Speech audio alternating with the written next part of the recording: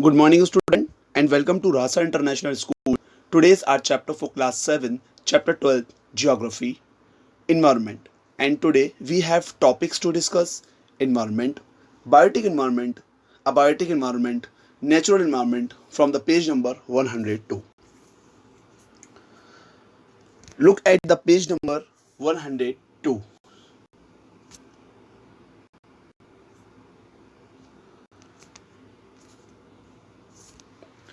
The word environment means surrounding.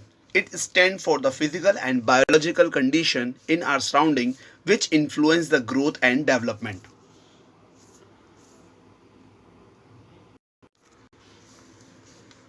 अब environment का मतलब क्या होता है? हमारे आसपास का जो एक फिजिकल और एक बायोलॉजिकल जो कंडीशन होती है उसको हम बोलते हैं इन्वायरमेंट, है ना. The man feels the influence of environment everywhere around him. His food, clothing, shelter, even his ideas and belief are must the result of environment. It is a combinations of natural and man-made phenomena. अब यहाँ पर क्या होता है कि जो human beings हैं उनके आसपास का, हमारे आसपास का जो भी माहौल है, आसपास जो भी चीज़ें हैं, जैसे कि कपड़े, है ना, घर, है ना, एनिमल्स, प्लांट्स, जितनी भी हम आसपास चीज़ें देख रहे हैं, मतलब जैसे कि हम iron, plastic, shoes, ball, bag, अलमीरा, फैन, ये सब एक इन्वायरमेंट का हिस्सा है ना. एक तरीके से अब क्या हुआ, इन्वायरमेंट क्या है, इन्वायरमेंट टू टाइप्स का हो गया कि हमारे आसपास क्या है, लिविंग इन्वायरमेंट भी है यानी कि प्लांट्स, है ना, ह्यूमंस, एनिमल्स, बैक्टीरिया, ये सब क्या है, ये सब एक लिविंग इन्वायरमेंट है. लेकिन हमारे पास एक नॉन लिविंग इन्वायरमेंट भी है, जैसे कि फ़ैन ले लीजिए, बैग लीजिए, कॉपी, पेंसिल, बुक्स, इरेज़र, ये सब क्या है, ये जितना भी इन्वायरमेंट हमारे आसपास जो आप देख रहे हैं, लिविंग इन्वायरमेंट भी होता है और नॉन लिविंग इन्वायरमेंट भी होता है. Environment is different in a different places. For example, environment in classroom in a different from that at home. Environment of village is different from that of city. Environment of Antarctic is different from that the Sahara Desert. देखिए, अब यहाँ पे हम जो environment की बात करते हैं कि डिफरेंट डिफरेंट जोन के हिसाब से क्या है, इन्वायरमेंट चेंज होता है. अब देखिए, इसको हम बोलेंगे कोल्ड डेजर्ट और इसको हम बोलेंगे hot desert.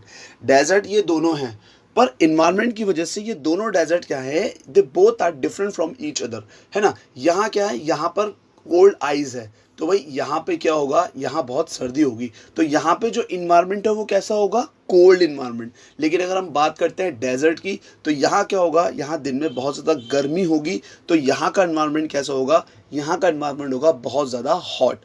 So we have a two different picture. In this picture we have a two different environment, hot and cold. अब इन्वायरमेंट यही होता है, हमारे आसपास मौसम किस तरीके से इन्फ्लुएंस हमें कर रहा है ना, तो वो भी एक तरीके से इन्वायरमेंट का हिस्सा है. कहीं गर्मी है, कहीं सर्दी है, कहीं बारिश है, तो ये सब एक इन्वायरमेंट का हिस्सा है.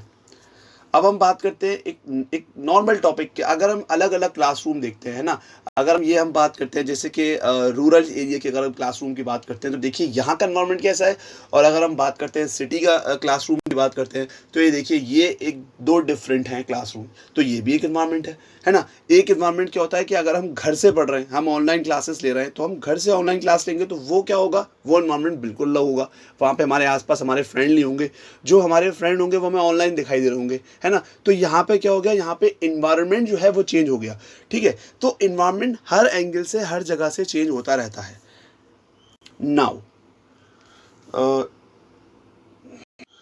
नाउ देखिए, इन्वायरमेंट्स को कितने पार्ट्स में डिवाइड किया गया. द नेचुरल इन्वायरमेंट्स में again the classified into two categories, है ना, बायोटिक इन्वायरमेंट और abiotic environment. So what is the meaning of biotic environment and what is the meaning of abiotic environment? देखिए, the biotic environment refer to world of living organisms, example plants, animals and human beings. तो अगर हम बात करते हैं यहाँ पर biotic environments की, तो बायोटिक इन्वायरमेंट्स में क्या क्या आएगा भाई, बायोटिक इन्वायरमेंट में आ जाएगा प्लांट्स, ह्यूमन, ठीक है, और एनिमल. तो ये सब चीज़ें जो है, ये प्लांट्स, जो बायोटिक इन्वायरमेंट्स क्या है, biotic environments are those environments who can breathe and grow.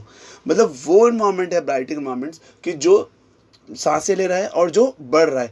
तो बायोटिक इन्वायरमेंट मतलब रेफर किया जाता है लिविंग ऑर्गेनिज्म से, मतलब जितनी भी चीज़ें जो कि जीवित हैं, जो कि जिंदा हैं, उनको हम बोलेंगे biotic environment. What is the mean of biotic environment? The biotic environment means things which can grow and breathe, जो चीज़ें बढ़ सकती हैं, सांसें ले सकती हैं। अब देखिए ह्यूमन बींग सांसें लेते हैं, प्लांट सांसें लेते हैं, है ना, और जो बैक्टीरिया होते हैं, एनिमल्स होते हैं, ये सब क्या है, ये सब लिविंग ऑर्गेनिजम्स में आते हैं। तो हम बोलेंगे बायोटिक्स एनवायरनमेंट। तो what is the mean of biotic environments? Biotic environments are those environments who can breathe and grow. Next अब हम देखते हैं अबायोटिक एनवायरनमेंट। तो अबायोटिक एनवायरनमेंट ठीक इसका अपोजिट हो जाता है, ठीक है। It is refer to non living things, land, water, minerals etcetera. तो अब अबायोटिक एनवायरनमेंट क्या होता है? ये वो एनवायरनमेंट होता है जो कि बिल्कुल भी जिंदा नहीं होता, जो कि एक तरीके से नॉन लिविंग थिंग्स है, ठीक है। For example soil, abiotic environments, ठीक है। सॉइल हो गया, अब इसके जैसे इसमें वाटर हो गया, मिनरल्स हो गया, आपके आसपास जो भी चीज़, जैसे for example ball, bag, books, pen, abiotic environments, ठीक है। ये वो एनवायरनमेंट्स है जो बिल्कुल नॉन लिविंग्स है। अब इसमें वाटर भी हो गया, सॉइल भी हो गया, लेकिन अगर इसमें कोई प्लांट्स बोलता है तो ये गलत हो जाएगा। प्लांट्स क्या होगा? प्लांट्स, भाई प्लांट्स क्या है? Plants can breathe and grow, तो प्लांट्स बायोटिक एनवायरनमेंट में चला जाएगा, ठीक है। तो biotic environments the environment which can grow and breathe, मतलब जो सांसें ले रहा है और जो बढ़ रहा है। और जो अबायोटिक एनवायरनमेंट्स होगा can not be grow and breathe, मतलब ना तो वो सांस लेगा और ना वो बढ़ेगा, ठीक है।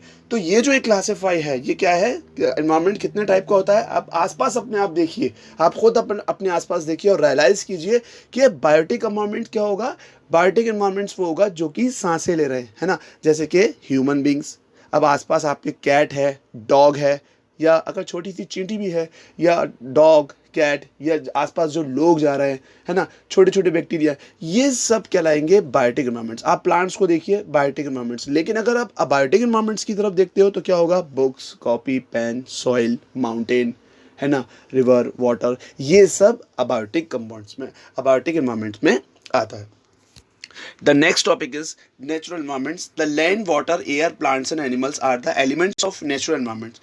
It provides us base for our existence: land to live, air to breathe, water to drink and food to eat. You have studied about the meaning of four components of lithosphere, hydrosphere, atmosphere and biosphere in your previous class.